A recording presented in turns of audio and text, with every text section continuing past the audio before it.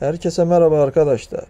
Geçenlerde kapotun altında yangın çıkan bir araba gördüm. Arkadaşlar video başlanmazdan önce kanala abone olmağı, like etmeyi ve kanaldaki yeni videoları kaçırmamak için zil atmağı unutmayın. Səbəbi sahibinin enjektor təmizləmək istəməsi idi. Tamirçi enjektoru söküb təmizlədikdən sonra təkrar takmaya başladı.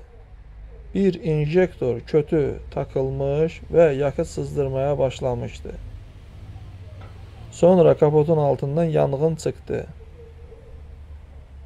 Arkadaşlar genellikle sıvı, yağ veya yakıt sızıntısı olduğunda derhal giderilmesi gerekir.